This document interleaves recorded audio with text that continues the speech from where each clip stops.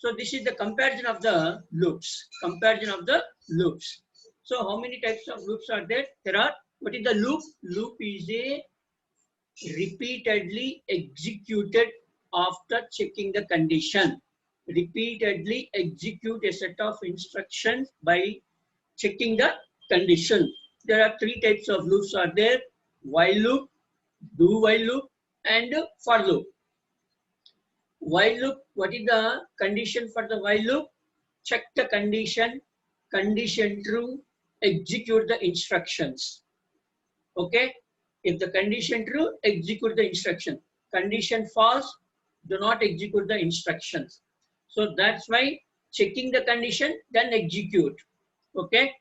Next, for infinite process, you can give while within the bracket, you can give the true. So while you are giving the true, then it is the loop is continuously repeated until the infinite time. This is called as a while loop. In the do while loop, what is the do while loop? At least one time you should execute the loop. After execution one time, then check the condition. If the condition true, it will be executed. If the condition false, it can execute only one time. Okay, that is the difference between while and do while loop. And the next one is the for loop. For loop is a determinant loops. That means there is a fixed number of times you can execute the loops. That is called as a determinant loop. What is the syntax of the for loop? Initialization, condition, execution, and updation. After that, again, check the condition. Condition true, and it should be executed. So there is a nested for loops. So nested loop means loop in loop. That is called as a, there is another loop in the for loop. Okay, right. This is called as a, there are three types of the loops in the for loop.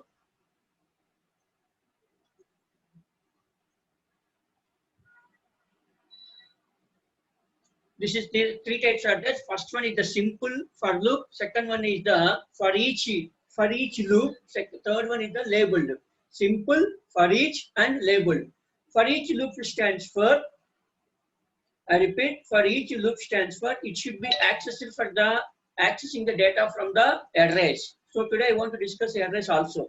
Next one is labeled array. Labeled loop. In the labeled loop, for each and every loop, we should assign a label.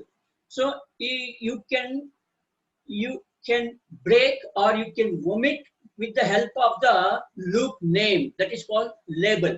You can avoid. Okay. So this is called as a labeled loop. It is already discussed in the previous class. Okay. Next.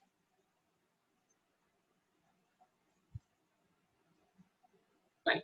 Next, I want to discuss about the switch statement. Switch statement. Switch, and this is called as in the C language switch case condition. Switch case condition. I repeat, switch case condition. So that means there are different switches. There are different conditions are there. That condition can be accessed. The program can be accessed with the help of the condition.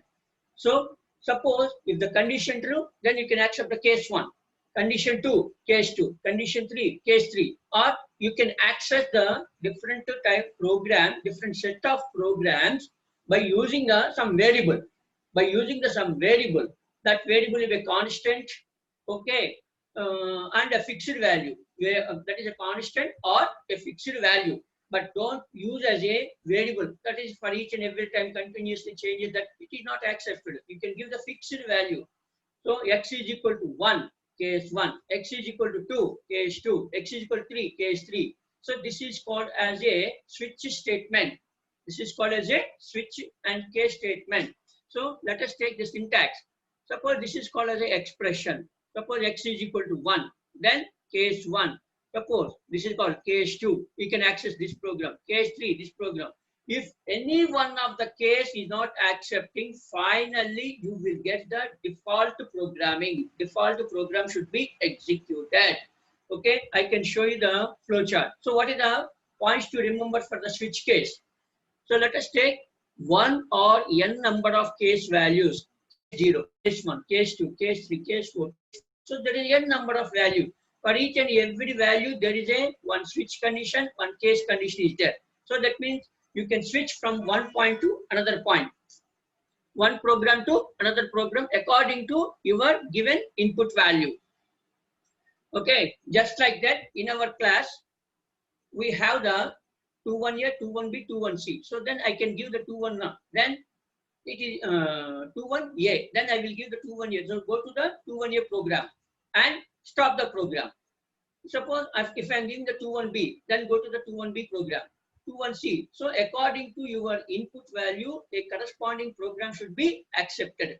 So in our college, there are 7 departments as ECE, CSC, okay, Civil, EEE, Mechanical, IT, MCA. So MBA. So that's why what happens if I'm giving the CSC, then I am directly go to the CSC program.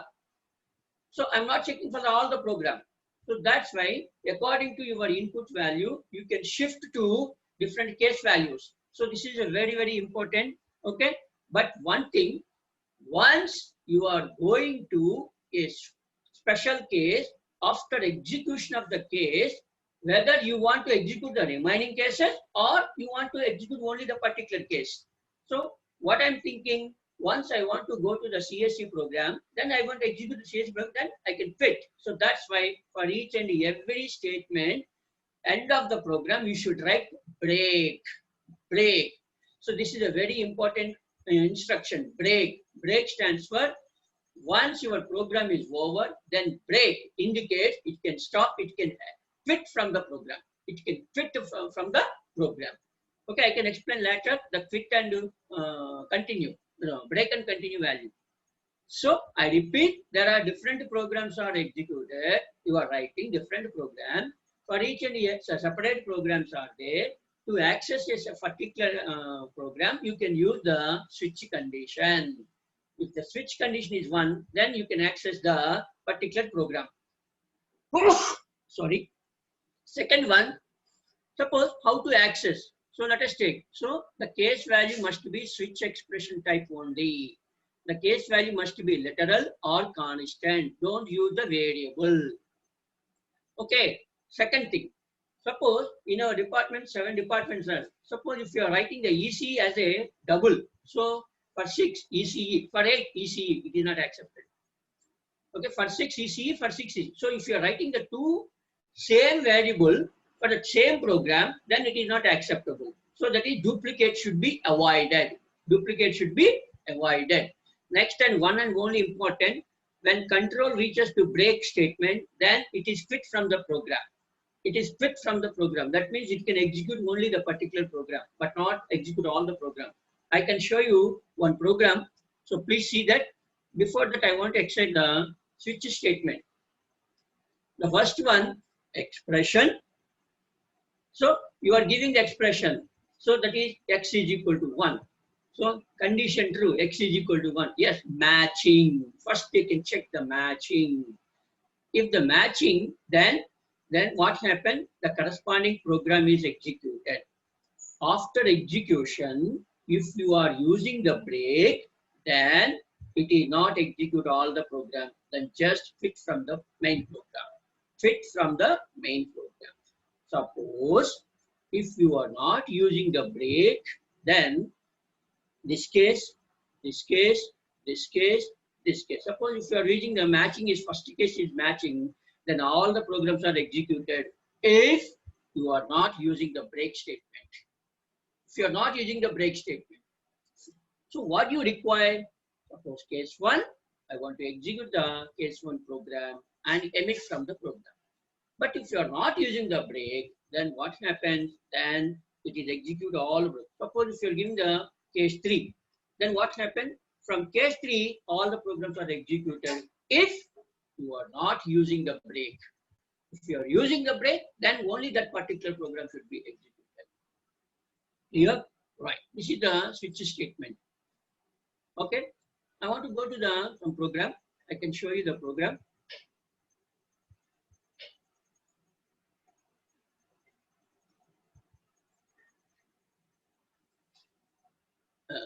Oops.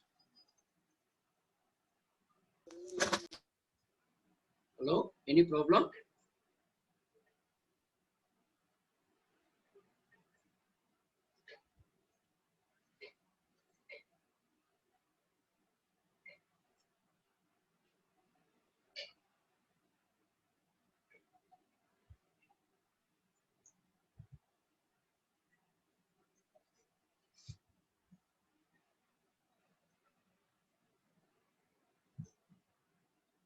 if health suspension break.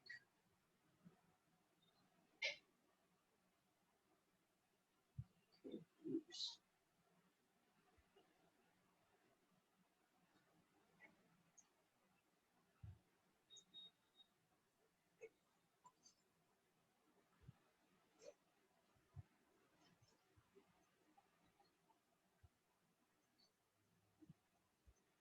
Okay, I can show you one program to be executed.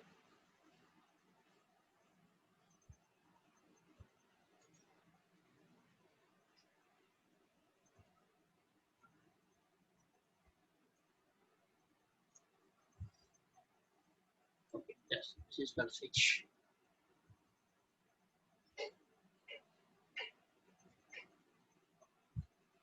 Yeah.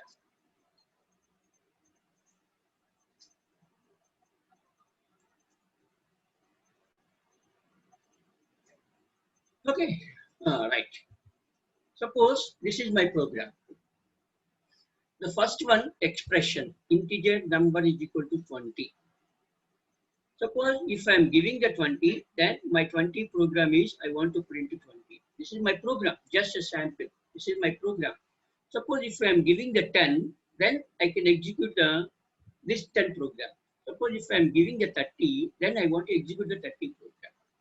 Okay, suppose here, suppose other than this, if any number is given, then the default program is executed.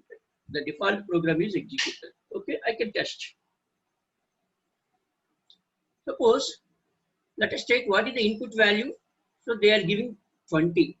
Suppose I want to change it as a 10. I can change it as a 10.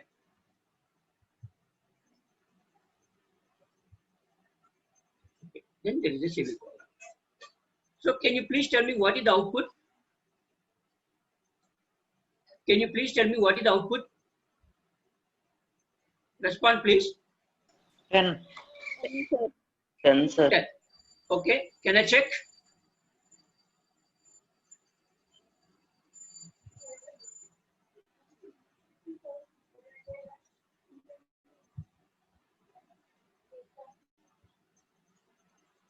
Okay. Suppose let us take, I should go for one more time. Cancel and test it now. Yeah. So here I am giving the 20, then I am getting the 20. Okay. Suppose if I am giving the 10, then I can check the value. Then I am getting the 10. Okay. So let us take for each and every statement end of the program you are using the break.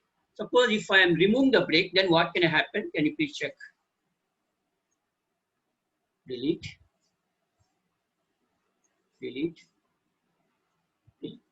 So in previous, what happened? At the each and every case, I am using the end of the program, I am using the break. But now here I am not using the break, then what happens? Let us take, I am giving the integer variable 10. So then what is the output? Can you guess? Can you guess what is the output?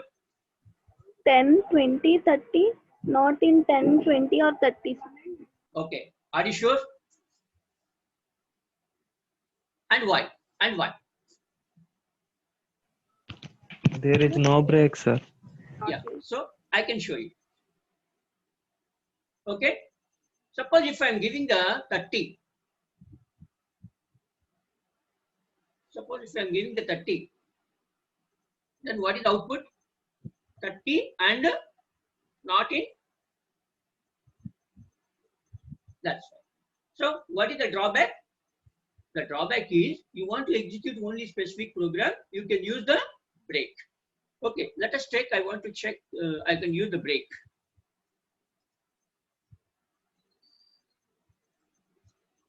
Okay, suppose let us take, I want to check whether all the cases are executed or not. So let us take, I want to give the 15. Can you please tell me what is the output? Not in 10, 20. That's good, that's good, that's good.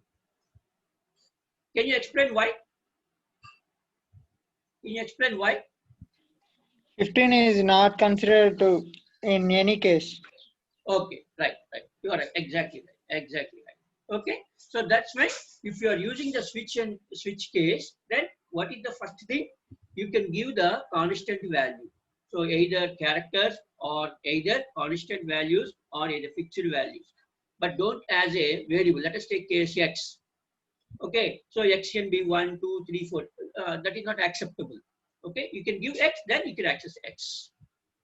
Okay, so next thing, at the end of the each case, you can write the break. Then it can be executed only. It can be executed only and quit from the program. So this is called as a switch case. This is called as a switch case. Okay, now I want to discuss about the break and continue. Break and continue. So what is the break? I think just now you are understanding. What is the break? Break stands for it should be break. Okay, suppose there is a loop.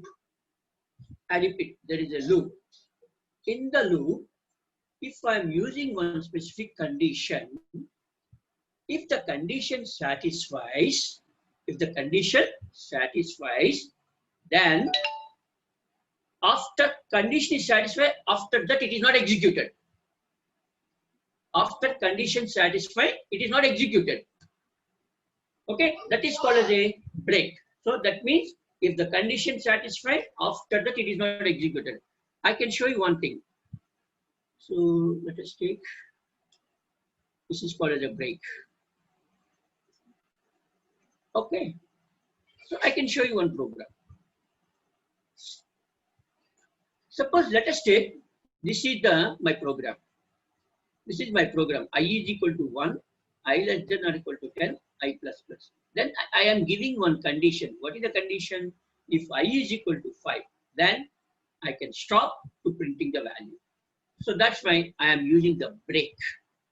So let us take first I is equal to 1. If I is equal to 1, check the condition. I is not equal to 1. I is not equal to 5.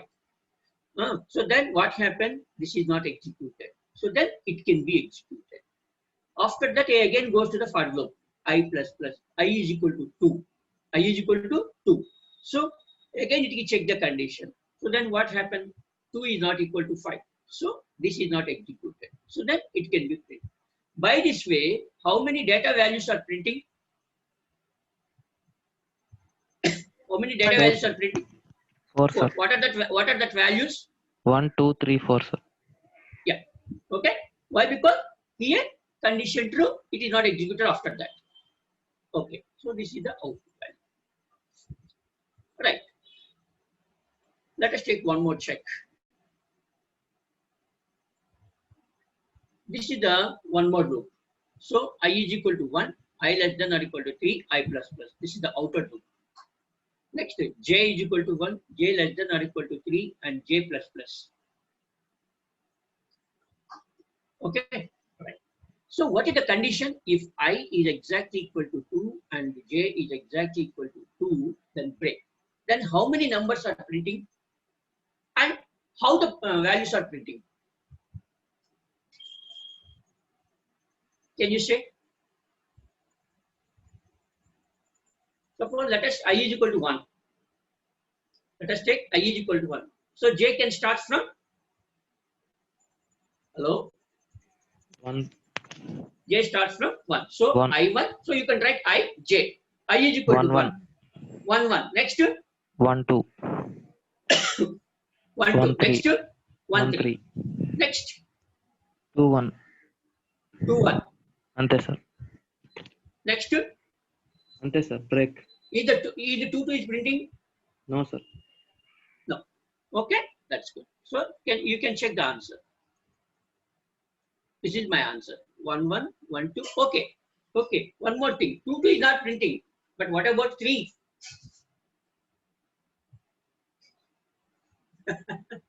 What about 3? The condition is only 2, 2. So that condition is not working. Then what happened? So suppose I is equal to 3. I is equal to 3. Then j is equal to 1. So 3, 1, 3, 2, 3, 3. So only that particular condition should be not executed. Okay. So this is called as a break statement.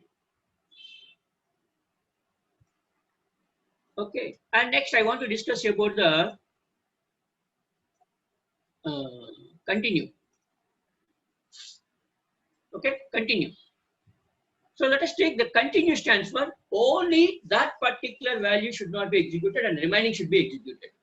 So that means once the condition true, then that is omitted and the remaining should be executed. So let us take, I want to discuss one thing. This is our statement. So can you guess what I'm saying there? Suppose I is equal to 5. Then I'm saying the continue. Can you guess what is the output? 1, 2, 3, 4, 6, 7, Yeah. 8, 9, 10. Very good. Very good.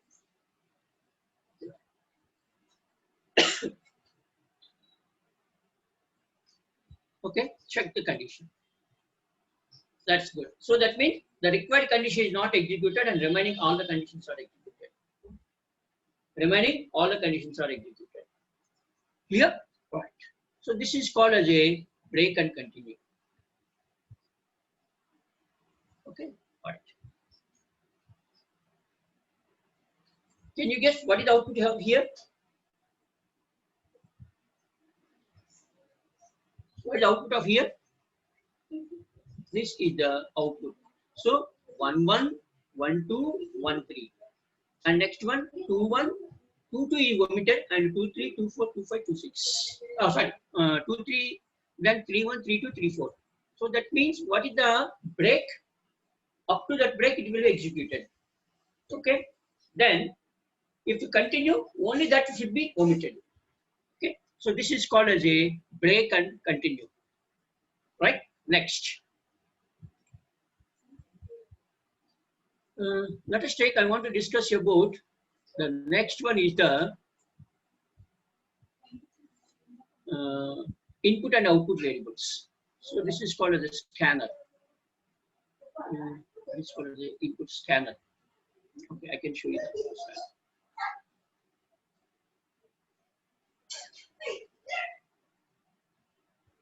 Okay. Hello. Is my screen is visible to you, Rana? Hello. Is my screen is visible to you? All right. All right. All right. Suppose up to now you are observing that already some variables are defined. Already some variables are defined.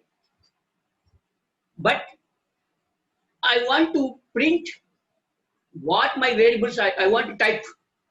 Already predefined, it should be executed. Okay, that's very good. But now what happened? The system can ask, please enter your name. So then I can enter my name, then it should be accepted. That is called as a input. That is called as a input value. That is called as a input value.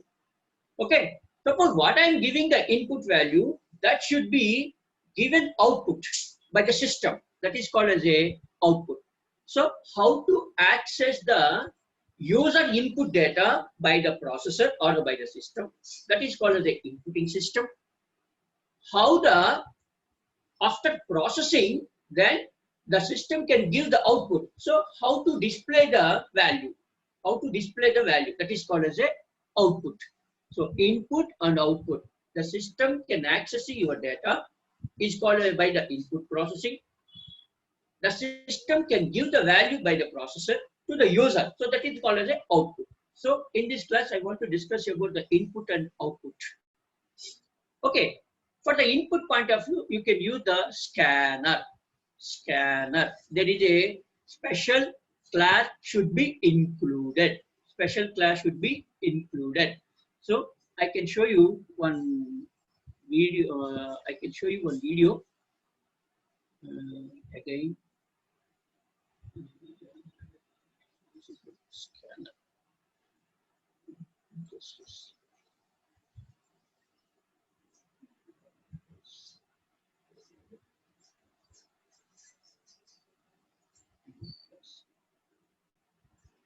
I can check the Java scanner.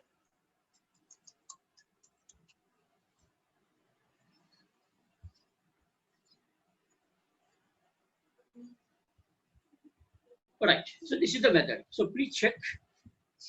I repeat.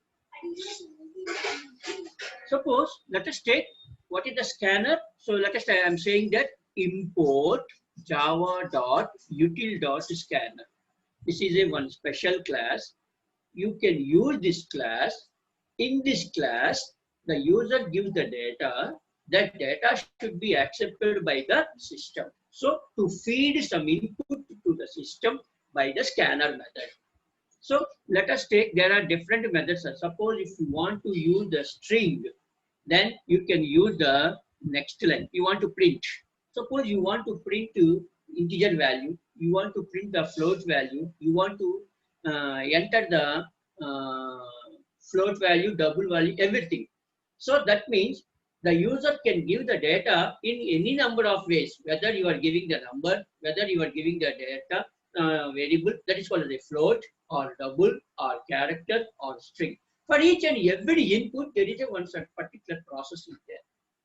Okay, I repeat, to access the data from the user, you can use the scanner. This scanner should be input. So, okay, that means you can be import. So this is a special class. To access the data from the user, you definitely import the scanner. This is the one and only very important, please be remembered thing. I repeat, to accept the system of the user input, you should be import the scanner. For this purpose, you can use import to java.util.scanner. Suppose, number one, suppose I want to give my name, then this is the string. So you can use the string input class.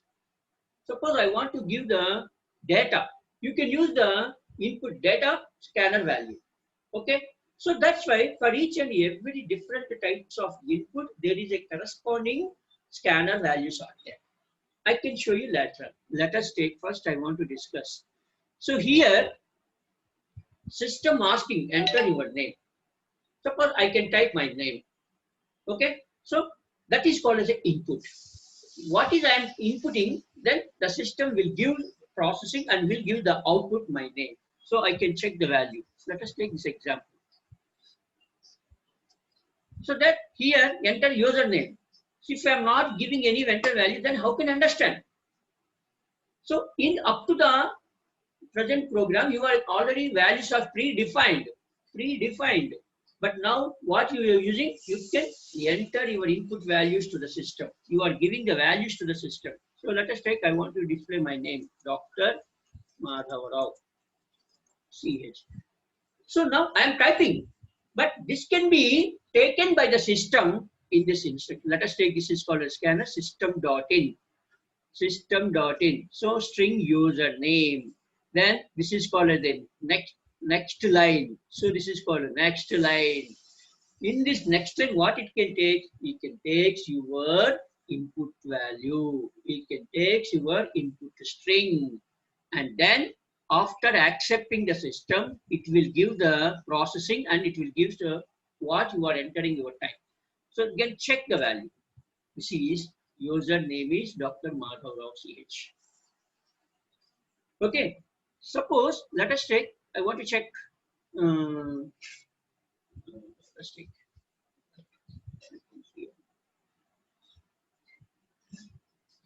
so one more time, enter your name. So, Priyanka. Okay, Priyanka. So this is called, it can access the string. For this I can use next line. This is called inputting access. This is called scanner. So once it can take the string by the system, it can process. So in the processing, what you are using, you want to display. So that is called processing. So what is the name display? So that name should be assigned to username. So what you are entering? Priyanka. So that means my object dot next line. This is the instruction to access what you are entering, and it is assigned to one variable that is called as a username. Okay, then this is called as a inputting the data. So now the system can print your name. This is called outputting the data. So then enter. So username is Priyanka. Okay, so this is the one way to access the data. Suppose if you are giving the number value, So you are giving the number. So I can test one more program here. Let us take. Okay, let us take, suppose if you are giving the Boolean, then you can write. So what is the first thing? You can import the scanner value, scanner class. You can import the scanner class. Suppose if you are accepting any data from the user, you can import the scanner class. Otherwise, your data is not accepted. Suppose, what are the different types of you are entering? Suppose if I am entering a Boolean value, that means the system can be accepted a Boolean value, then I can use next Boolean. Suppose if the user can give the byte value, I can use the next byte. So that means next. So next and variable. So data type, Boolean, byte, double, float, integer, line, long, short. Because user can give the inputting the data in the different ways. Okay, user can give the different ways. So that's why for each and every data type, it should be accepted. So for each and everything, you can give the next Boolean. Okay, so I repeat, input scanner is a process to access the input data given by the user. What is according to different types given by the user, that data should be accepted by the system. For this purpose, you can input the data, import java.util. So what is the value? Scanner. Inside the scanner class, everything is available. So you should be import. If you are not import, it is not executed. Clear? Right. So now I can show you, I'm giving the different data types. So what I'm saying is that suppose I want to display my name, that is called as a string. I want to enter my age is a integer value. I want to enter my salary in a double value. So that's fine. How to give the two more different variables to the inputting. So let us take for the accepting the string, I can use next line. So let us take this is called next line. So what I am typing the string that should be accepted. Suppose if I am giving the number, but I am using the string value, then what happens? It should be accepted. Why? Because my number is a string, it can be accepted, no problem. But if you are inputting the integer value, but if you are taking the some name, it is not accepted. Why? Because giving the integer value, but you are giving the string value, it is not accepted. Okay. So that's why first I want to display my name. So name is a string. So I can use next line. Suppose I want to give my age. So age is integer. Why? Because it's an integer. So then I can use next integer. Suppose my salary, next double.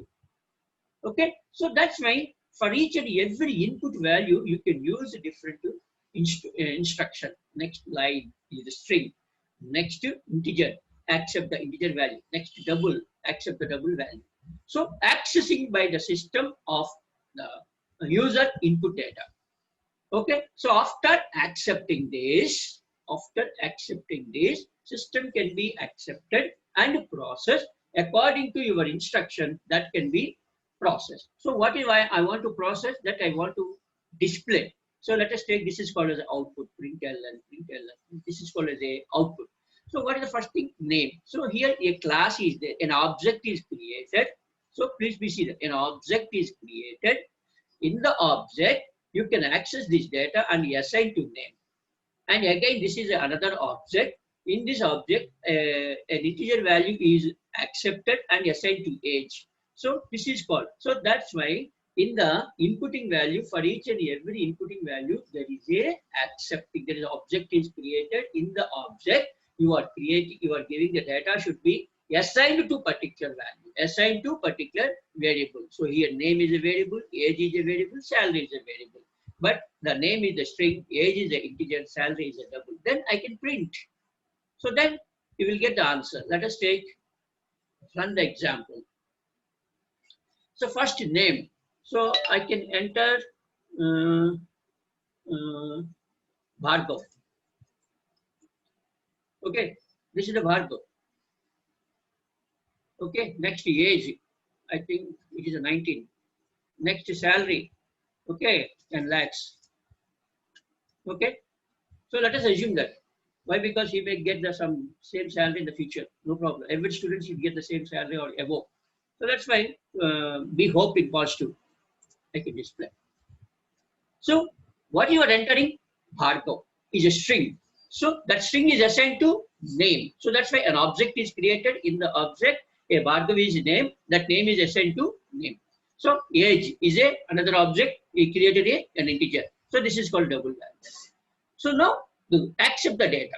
For each and every accepting the data, there is a different instructions are there. Next string, next integer, next double.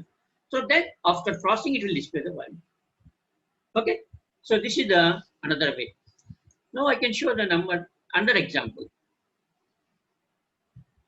So is it clear, everybody? Right. Suppose I want to print. So here I can show you the example. Yes. Let us take the printing. So that is called as a formatting. Formatting stands for printing or output. So formatting stands for output. So I can show you the format. Sometimes you are using the, I can show you in previous slide. Let us take, this is called println is a output. How many ways you can output? Suppose I want to display the, integer. I want to display the float value. I want to display the character. I want to display the string. Then what are the different methods to outputting data? So this is called as a formatting. Okay, this is called as a format. So in the Java, you can use either format. You can use either format or you can use either print. Both are same. Format or print are the some instructions which can outputting the data from the system. Outputting data from the system. So accessing the data from the input, processing. After processing, it should be display. It should be outputting. The outputting has a different values. Sometimes string, sometimes integer, sometimes float. According to the input processing data, you should give the data value. So let's take, I can finish this value within 5 minutes. So let us take, this is the integer I value there. Suppose this is the integer. Then I want to print that. I am saying that format. So for the printing of the format, I can use %d. In C language, you are also using the same value. %d for integer value. For the float value, you use %f. For d value, %of d. That is called double. Suppose for the string value, you can use %s. So this is called as a outputting the data. What I'm saying is that you can use either, you can use the format or you can use the print. So there are different types are there. Here I can show you. So this is the D for decimal integer to print. F is a float to be print. And N for the new line, tab. And this is called as a, and there are different types of date and time format is there. Let us take 0.3 after the float variable after point. We can display the three precision. Okay. Then total length is equal to 10.3. Total length is equal to 10 with 3 precision. These are all the different methods are there. Okay. So I can show you. Let us take one example. Suppose let us take this is the n is equal to 461012. So he is using only %d. So then he can print only this value. Suppose let us take he is printing %08d. 08 stands for length. 08 stands for length. Can you check? 1, 2, 3, 4, 5, 6, 7, 8. So, but what is the total length given in integer? Only 6 values. So, 6 numbers can be inserted into 8. Okay, inserted into 8 number. So that's why it can append to 0, 0. And let us take this is the plus. Plus already said unity plus. That means positive value. So then it will give the positive value. So including positive 1, 2, 3, 4, 5, 6, 7, and there is a slash is there. Okay, let us take this is called a comma. So if you want to display the number in the Indian style or foreign style, comma. So then you can use the comma. Okay, this is the different formats are there. This is the different format. So let us take this is the float value. So if you are giving the float value, then it will be default. So float, how many precisions are that? 7 to 8, 6 to 7 precisions. Suppose if you are giving the 0.3, that means after point, I can get the 3 precision values. So then I can get the 3 precision values. 10.3 total length is the 10 with the 3 precision. Okay, by this way, you can display the output. That is called as a print or format. You can use the print or format. So let us take this is called format. So that means format stands for outputting the data. Okay, right? So this is the input and outputting value. In the next class, I want to discuss about the arrays and methods. So that is the first half part will be closed. Okay, thank you. Now it is time to leave.